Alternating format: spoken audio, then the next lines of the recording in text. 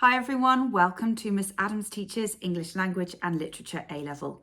In this video, we're going to be taking a look at the final piece from the Edexcel Voices in Speech and Writing. That is 10.2, Riding the Iron Rooster, which is a little extract from Paul Theroux's book. I'll take you through the content, some contextual points that you need to be aware about Paul Theroux and about Samuel Beckett, who is referenced in the text, before we start picking apart those key moments. We'll look at genre, audience and purpose, and of course, I'll give you some voice descriptors which we can underpin with literary and linguistic analysis. So for the last time in this collection, let's get started. Okay, so last one of the series, let's have a little look at the content and context. So the writer of Riding the Iron Rooster is a chap called Paul Theroux. You'll probably recognise that surname because he is the father of Louis and Marcel Theroux, who are both actually documentary makers and writers. Obviously, Louis Theroux is so famous because of all of the kind of documentaries that he does, investigating all sorts of different kind of cultural movements. He's brilliant if you haven't looked at him already. But his father is equally famous as a novelist and travel writer, and in fact the whole family are writers, because his brothers are writers. His uncle is Justin Theroux, a very famous actor and screenwriter, so big famous family. Now this particular text was published in 1988, but it's actually recounting the travels through the early 80s. Now interestingly, the overall purpose of the text itself is about his travels to China. So the little bit that is based in Paris is a very kind of small chunk early on through this travel that was, as he says, full of stops and starts, and he ended up deviating all over the place. So that's worthy of knowledge. Another thing for you just to be aware of is that in the book he talks about how he wanted to kind of go against the Chinese maxim that you can always fool a foreigner. So this idea that if you're a tourist, then you're always going to get fooled by the kind of shininess of what is being put in front of you. So he's basically saying, I am a discerning travel writer and traveller, and so he's looking to kind of dispel some of those ideas. Contextually, another thing that you need to think about is the literary allusions in the text, because he makes a number of references to Samuel Beckett, who was an Irish novelist and playwright and short story writer and all the rest. Very famous. He was around from 1906 to 1989. And amongst other places, he lived in Paris, quite a solitary life. He won the Nobel Prize for literature, so very famous. His most famous work is Waiting for Godot, which is a play, which is actually referenced in the extract that we're going to look at. And his writing is characterized for being quite pessimistic and miserable. The whole kind of concept of Waiting for Godot is about kind of depicting as almost quite a nihilistic view of life. It's about two homeless people who are waiting for this ambiguous character Godot to arrive, and he never arrives, and so it's this kind of like expectation and disappointment cycle. Yeah, so great fun there. Interestingly, Paul Theroux has always been considered, in terms of the way that he would speak about himself, as a pessimist. So you could argue that there is a sort of or certainly a cynic, that there is a kind of commonality or a kind of, metaphorical bond between the two writers. He has said that in his later years, he has become more optimistic, but certainly when he was younger, he was considered to be quite cynical and pessimistic. Okay, looking at gaps, this is quite straightforward. Obviously, we're looking at travel writing, so you're going to expect it to be a first-person account. You're going to expect it to be reflective, looking back. It does take on, therefore, some of the kind of conventions of journal or memoir writing as well, that kind of reflecting back, but obviously the key focus is about place and creating a sense of time and place. So audience, there is an element of personal, you know, writing for himself, a kind of sense of reflection, but obviously it's Paul Theroux. It's, of course, it's meant for publication. So you're going to have, you know, fans of Paul Theroux, people interested in travel writing, interested in exploring different cultures, maybe particular Chinese culture, and a notion of like the USSR, because he deals with traveling through there as well in the part. What he's doing, he's writing to inform, to entertain, to persuade. It's not a kind of go to this restaurant, go to this hotel kind of travelogue. It's less persuasive than that in the sort of specifics, but he's certainly being compelling, and he's certainly trying to win you over to his way of thinking. And if you think about the idea that he's trying to dispel the Chinese maxim, he's also trying to say, I see beyond, you know, the shine and the glow. And with that, let's get started. So you're going to find that I use a lot of synonyms for critical when describing the voice, because you don't want to just stick with the same one again and again and again. But there is quite a kind of pessimistic tone all the way through this, as he's dispelling the kind of expectations of Paris. So let's look at the opening. I've actually done the whole thing for you because it's quite a short piece. But the opening is here. We came to Paris and were met by a bus and brought to a hotel. So immediately in that sentence, we've got a few things going. We've got first person plural pronouns rather than just first person singular. That's because he is actually with a tourist group. So he's referring to the group as a whole. Now, this opening part of the clause, the independent clause, we came to Paris, is written in active voice. So it's that kind of decision making. We came to Paris. This is what we wanted to do. But then in the next two coordinate clauses of this triadic structure, because notice it's broken into three, so it's a compound sentence that each of these are coordinates, we shift to the passive voice and were met by a bus and brought to a hotel. So suddenly we go from being in control, making plans, to almost feeling slightly out of control and slightly passive in the moment. Okay, then we get some contextually obvious points to make here about the lexis, the use of proper nouns in American proper nouns, where he's comparing back home because, again, he's an American and he's probably writing to an American audience, but you also have the French lexis coming through because he's in Paris, so what do you expect? But what I think is important is that we get this idea that it is indistinguishable, so you can't tell the difference from the outskirts of Chicago or South Boston. So that adjective placed here is immediately saying this isn't something special. We've seen this all before. And he's not comparing it to the vibrant parts of the cities. He's talking about the outskirts, the suburbs. And then this sort of bleakness is created in the next few sentences through colour symbolism. We also have the reference to it being post-war blocks, so things that have had to be built up in a hurry after the war, that of once light stucco and were now grey. So there's a kind of idea about them sort of being a bit washed out and now grey. Connotations of the colour grey, it's very sort of lifeless and bleak. And then the criticism continues through this syntactically parallel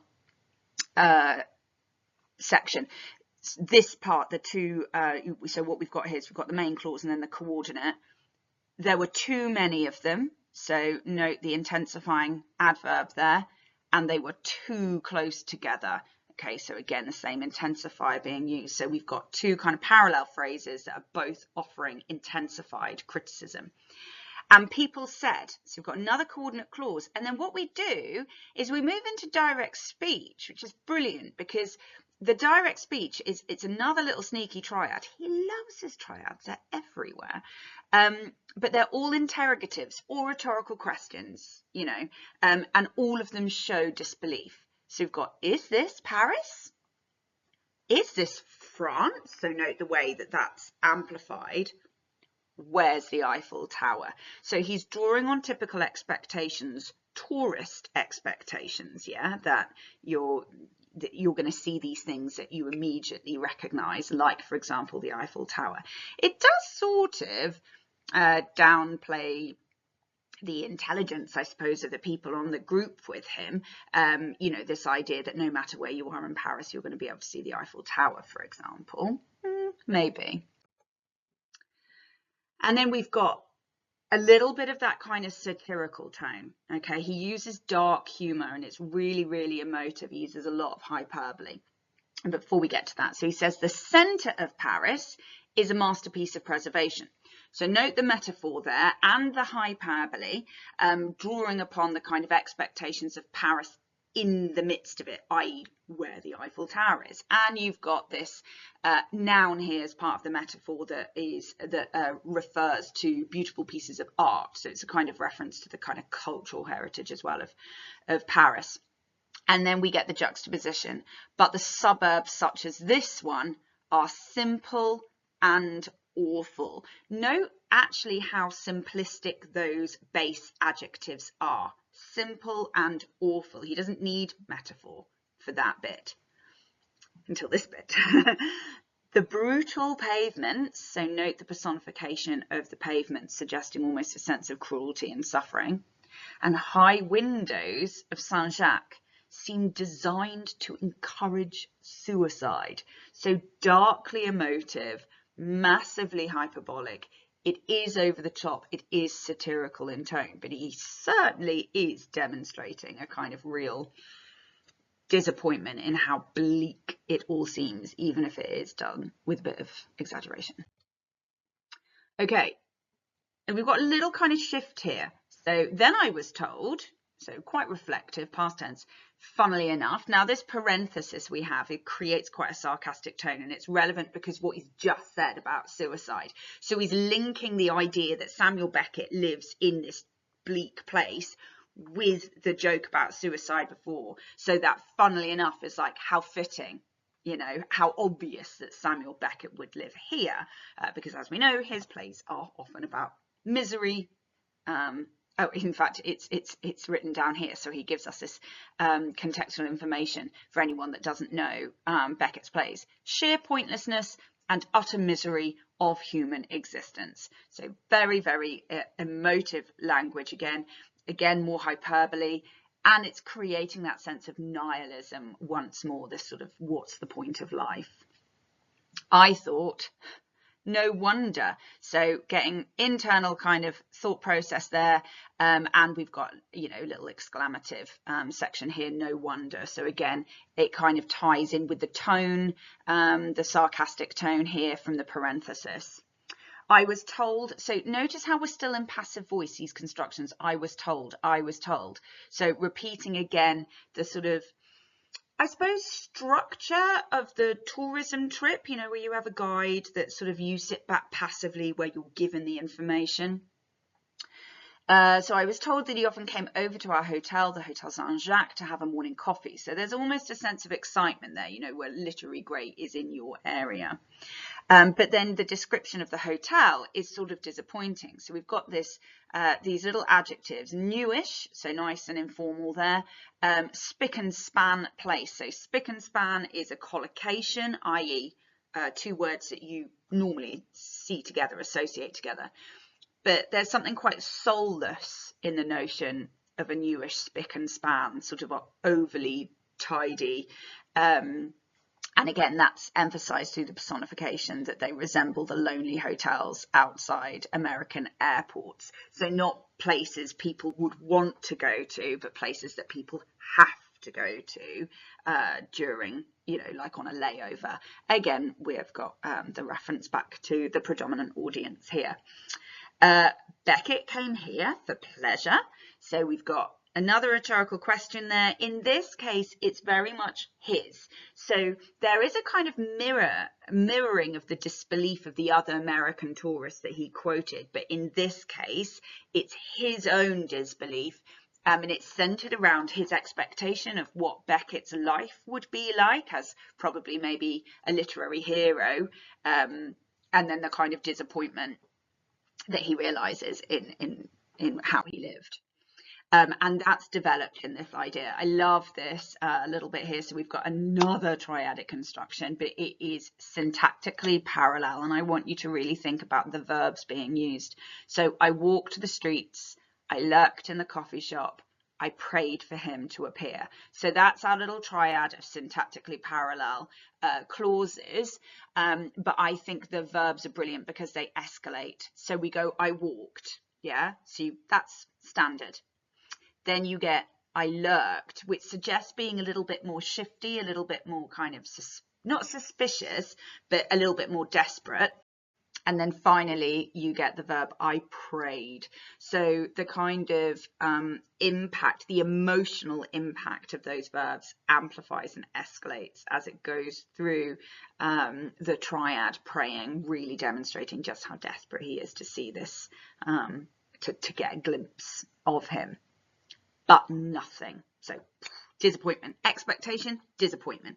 So his desire to see Beckett mirrors the expectation and disappointment of Paris in general. It was a lesson though. Okay, so little metaphor there. When people read Samuel Beckett Lives in Exile in Paris, they did not know it meant a poky little flat on the 5th floor of number 32. A tall grey building in which residents waited for Godot by watching television. So we've got the kind of referencing to tourist guides, again, the typical tourist experience.